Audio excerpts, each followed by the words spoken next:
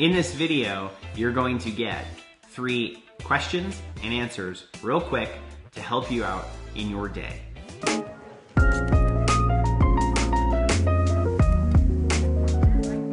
First question, what is an example of one thing that could have turned a struggling CEO you know into a successful one? Good, I'm going to talk about myself on this one because I was a struggling CEO and I did turn myself around. And here's the one thing I had to learn. For me personally, I like to take on the whole world on my shoulders. I like to, just handle everything myself, and that's the way I operated. The problem is you can't build a big organization doing that. You can't build a big company by yourself. There's no billion-dollar businesses that are a one-man show.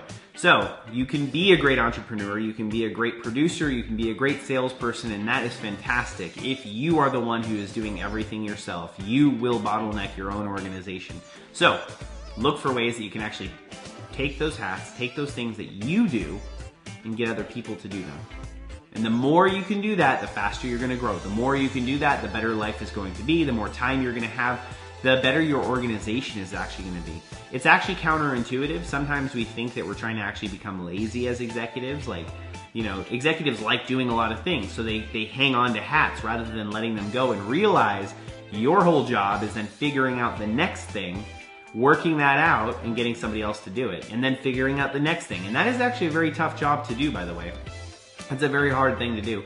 It's not actually complicated once you start to do it, but it's a skill set you have to evolve, is figuring out new things and actually getting them codified and set up and structured and written and documented in a way that other people can do it, and then giving them the hat and getting them to do it.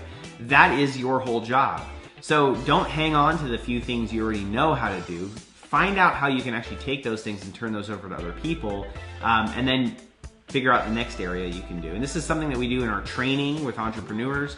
We're actually putting together a formalized course right now for entrepreneurs on how to actually go from entrepreneur to empire. How do you actually go from a one-man show, a single guy, to actually building a big organization? You're gonna learn a lot of the things along the way that you may be running into right now, I have run into, and others have run into. And so our whole idea was, let's put together a training that actually helps people avoid those. You can comment below, let me know, or message me directly if you would like to be part of that or know when that comes out. Do let me know, because I can definitely let you guys know when that comes out. Next question.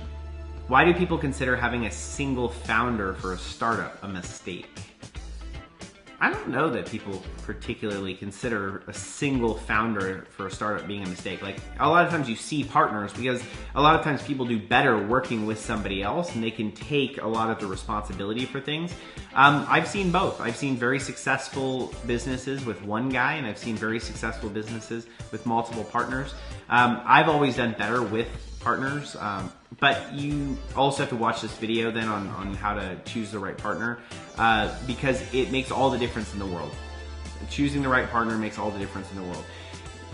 Keep that in mind, but I don't think that just because you have one partner that's a problem. I think you can do whatever you want. Just, keep it going. And yeah, that's it. I think that's it. Okay, one more question. What are the skills required to be a successful entrepreneur? That's a good question. That's a good question. I think it would boil down to 3 things. Probably is the main ones that I would say. There's plenty of others, but these would be probably the main 3. I would say first, persistence. Persistence would be a very important skill. That means that you're overcoming the obstacles that come in your way, because you're going to have them. You're going to have barriers, you're going to have problems, you're going to have to face. Just jump over them, push through them, go around them, do whatever you have to do, but don't get stopped by them. Right? Persistence means that you can actually accomplish your goals, you can get things done that you want to get done. And you're not going to be stopped by things that come along. And if you think it's just going to be set something up and that you're not going to have any barriers or problems, you're wrong. I mean, the whole deal and everything in life, I mean, you experience it whether you're an owner or not, you're going to have barriers to overcome. And you can decide, you can do a couple things. One, you can ignore them and just kind of like let them stop you and, go watch TV all day long. You can go through them and just blast through them, or you can run away. You know, and I just chose the option to be persistent and just push through things. That also means that sometimes I felt like I was just ignoring things that were there, but I wasn't, you know, not always anyway. Sometimes I was, but sometimes I was not letting it stop me. So I just persisted through and got it done anyways. Make sense? Oh, so I was just reviewing the question again. So, okay, so 1 is persistence. 2, I would say, is strategy. See, I was very persistent, but my strategy was a little weak earlier on in my business life. So I would go off in all sorts of different directions really fast because I was persistent. So I'd push through all of the problems, but my progress kind of looked like this when I was just trying to go from here to here. So it would probably be a lot easier just to go like this. I was kind of going like this all over the place. So as soon as I started combining the strategy part with my persistence, I started to find that we could actually create a more straight line towards my goal, which was great. So I'd say number 2 is strategy, which means that doesn't mean you have to be like some crazy smart person or like Einstein. It just means step back every once in a while, look at where you're going, and make sure that the actions you're doing and the things you're involved in are actually going to get you where you want to go. Make sense? So that'd be number 2, and I'd say number 3 is salesmanship. Salesmanship is vital to being an owner, a founder, an executive.